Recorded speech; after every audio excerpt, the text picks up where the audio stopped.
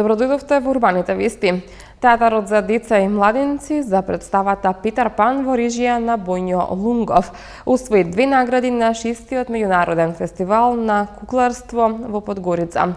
Ова е денешната најавна вест. Во продолжение следува генералната најава, а потоа се враќаме назад со денешните настани. Стратегија за унапредување на родовата еднаквост во Ѓорче Петров. Реконструкција на водоводната мрежа на булевар Србија. Започнаат 9 спортски училишни лиги во Карпош. Под мотото "Движи се за здравје", децата ќе се приклучат на неделата за движење. Општина Ѓорче Петров изминатиот период значително ја подобри положбата на жените во општината, почнувајќи од нивно вклучување во општествениот живот, па се до намалување на насилството на работното место или во домот. Со голем број културни, спортски и општествени настани се одбележува денот на општината Ѓорче Петров. Еден од нив е и денешната стратегија за унапредување на родовата еднаквост во општината за периодот 2017-2022 година. Градоначалникот на општина Ѓорче Петров, Сокол Митровски, нагласи дека изминатиот период е направен голем напредок за подобрување на статусот на жената, почнувајќи од обезбедување на работни места, па до намалување на семејното психичко и физичко насилство. Сепак, родовата еднаквост е стратегија која има потреба од надградба и усовршување. Затоа градоначалникот упати апел до идните градоначалници и советници да имаат слух и да покажат разбирање за унапредувањето на правото на жената во општествениот живот. Општината направи голем исчекор за подобрување на статусот на жената во општината Ѓорче Петров.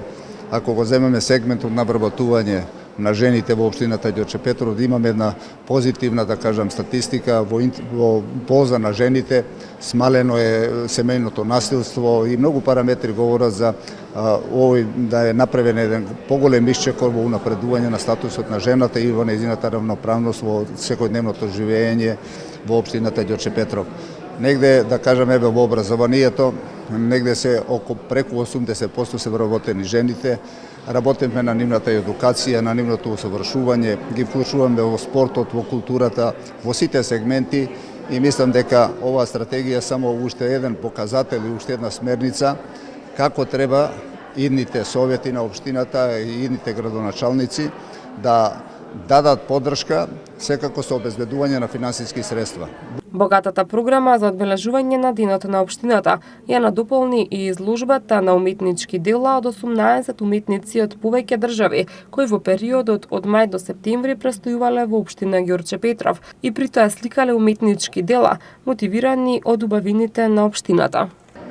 Целта е да се унапреди работата на комисијата, како и на представниците на општинската администрација и на граѓаните во полето на родовата рамноправност и да се направат нови подеми во усовршувањето и развивањето на родовата рамноправност во општина Ѓорче Петров. Данче Василева, соработник за социјална, детска и здравствена заштита, посочи дека во стратегијата се опфатени повеќе области, вклучувајќи ги урбанизмот, комуналните дејности, културата, спортот, образованието и социјалната заштита. Овие слики овдека изложбава се дела на учесници на уметничката резиденција, што ја организираме и се случува секоја година од мај до септември во населба Хром. Се директно или инспирирани од околината, локалната заедница, нивната интеракција со локалното население, култура.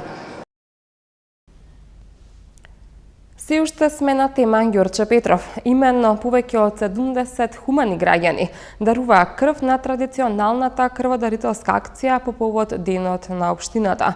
Дарувањето крв, како што информираше градоначалникот Сокол Митровски, е се помасовно секоја година. Традиционално во повод празникот на општина Ѓорче Петров 20 септември, викендов се одржа крводарителска акција во организација на општината, а во реализацијата учествуваа Црвениот крст на град Скопје и Институтот за трансфузионна медицина. Во Центарот за култура во Ѓорче Петров над 70 хумани граѓани донираа крв и ја изразија својата желба да помогнат и да спасат нечиј живот.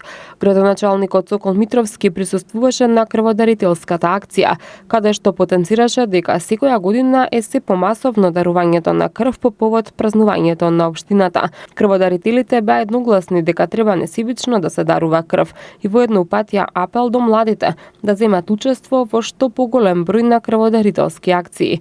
Многумина од нив истакнаа дека веќе неколку години поред редовно даруваат крв на овој ден. Имам дадено над 85 пати и по повод денот на општина Ѓорче Петров редовно давам крв. Одлично се чувствувам кој ќе дадам крв и препорачувам на сите млади да се даде крв, помогнат века во развој на здравството и ќе спасат некој живот кој е во тешка состојба. Денеска ми е некаде 10 или 11 пат како дарувам крв. Ова акција ја поддржувам. Случајно денеска бев на пазар и дознав за оваа акција дека е по повод општината Ѓорче Петров. Меѓутоа без разлика дали е по овој повод или без разлика кога човек се осеќа здрав и може да даде, ја поддржувам оваа акција за секој што може, првенствено за сопственото здравје, па потоа секако дека секој би бил среќен доколку неговата крв се најде на оној што му е потребно. Значи, по повод на денот на општината, дојдов тука да дарувам крв, да дарувам мојата крв за да спасам нечив живот. Значи, апелирам на сите мои врсници да доаѓаат на крводарителски акции, да даруваат крв, за понатаму да спасат некои животи, да бидат хумани. Дарителите на крв покрај маички со логото на општина Ѓорче Петров добија и приврзок со својата крвна група. Кампања за спречување на трговијата со луѓе. За деталите ќе дознаете нешто повеќе подоцна во вестите.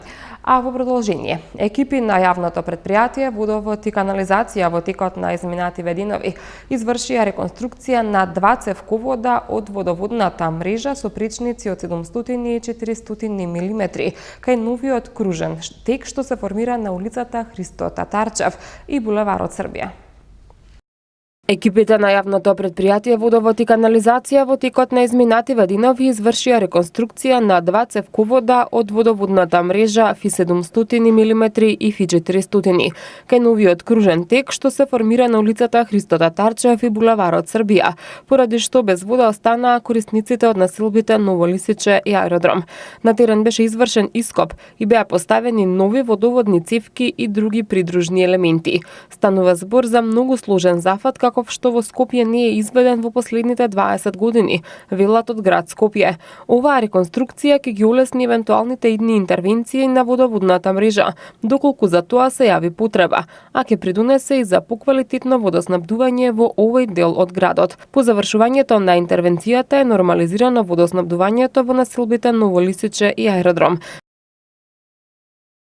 Со цел да се подигне јавната свест и да се ухрабрат оние што се засегнати од глобалниот проблем со трговија со луѓе, отворена порта Ла Страда организира кампања со која ќе се обиде повторно да го актуализира прашањето за трговијата со луѓе. Жртвите, како и нивните блиски, имаат можност на телефонскиот број 0800 11 11 1 да добијат помош и информација во врска со проблемот. И покрај сите напори за да се спречи, трговијата со луѓе е реалност во Македонија. Последните истражувања покажуваат дека бројката на лица со кои се тргува е многу поголема од официјалната. Минатата година во Македонија 6 лица беа идентификувани како жртви на трговија со луѓе, додека во соседните држави се идентификувани 100 до 150 лица. Најголемиот број од жртвите на трговија со луѓе се жени и девојчиња. Сите жртви од минатата година се од женски пол, од кои 3 се малолетни и 3 возрастни лица. 5 од жртвите се со македонско државјанство и само една е со странско државјанство. 5 од нив биле сексуално злоставувани, а една жртва била присилена на брак. Со цел да се подигне свеста и да се ухрабрат оние кои што се засегнати од овој проблем, Отворена порта или Ла Страда организира кампања со која што ќе се обиде повторно да го актуализира прашањето за трговијата со луѓе. Едномесечната кампања "Што гледаш? Биди нивниот глас" на Отворена порта е насочена насочена кон севкупната јавност и има за цел да ја подигне јавната свест и да ги поттикне граѓаните да побараат совет, информација и да пријават трговија со луѓе. Кампањата започнува со караван низ средните училишта од неколку градови низ Македонија, како Тетово, Гостивар, Охрид, Струга, Куманово, Штип, Гевгелија и финално во Скопје. Дополнително различни превентивни активности ќе се спроведуваат на фреквентни локации и ќе се дистрибуираат превентивни материјали. Отворена порта ќе повика личности од јавниот живот да се вклучат и да дадат своја поддршка на активностите. Отворена порта во 2002 година ја отвори првата и единствена бесплатна SOS телефонска линија во државата 0811 11 1, која е специјализирана за информирање, превенирање и интервенција во случаи на трговија со луѓе.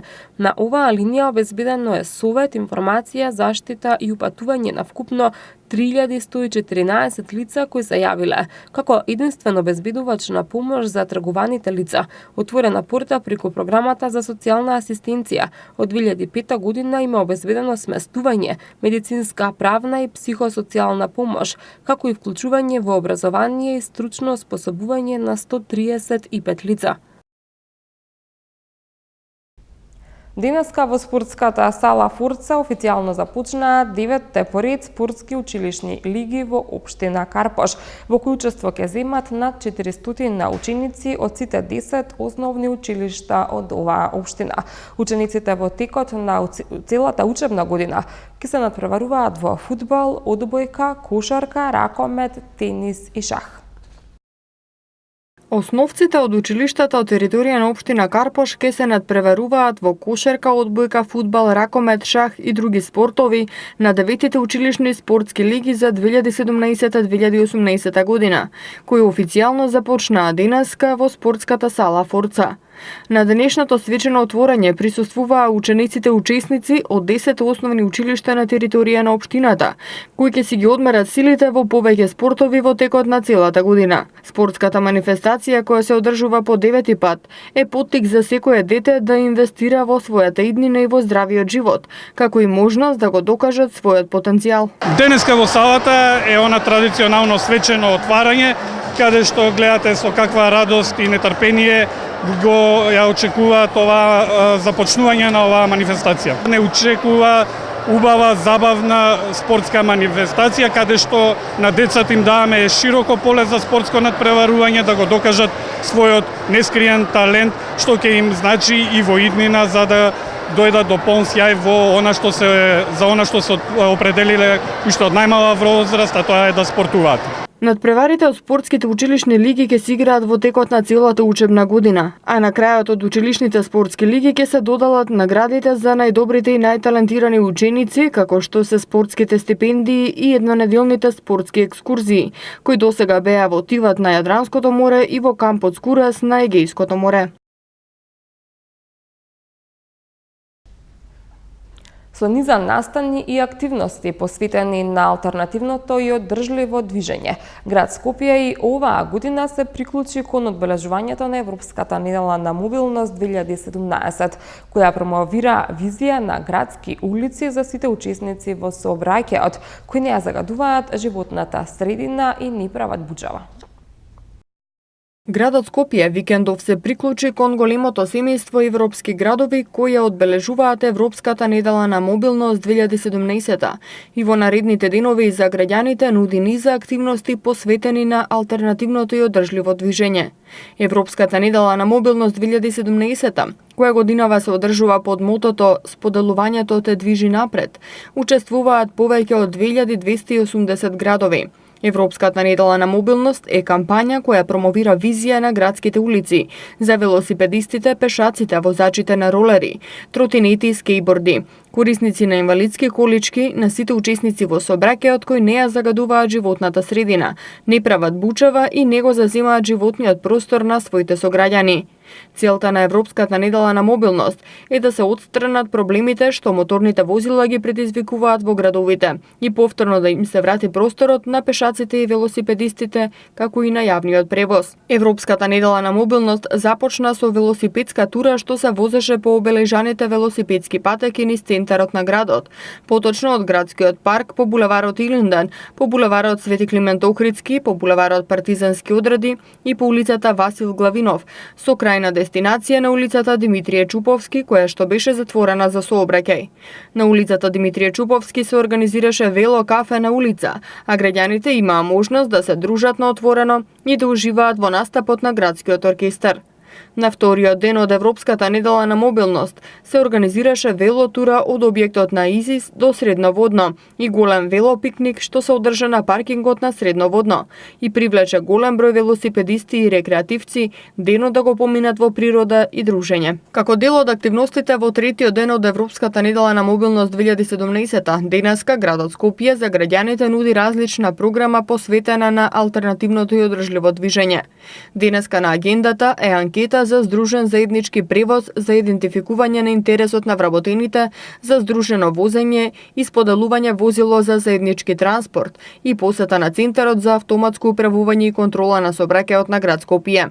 Во училишниот двор на Средното училиште на град Скопје Георги Димитров е поставен камион училница кој се снабдува со енергија од соларни панели и представува лабораторија на тркала, едукација за придобивките од користењето одржлив транспорт и ефектите врз природата, климатските промени и CO2 емисиите, како и одржување културни настани во автобус со музичари, јавни личности, магионичари, пантомимичари и слично.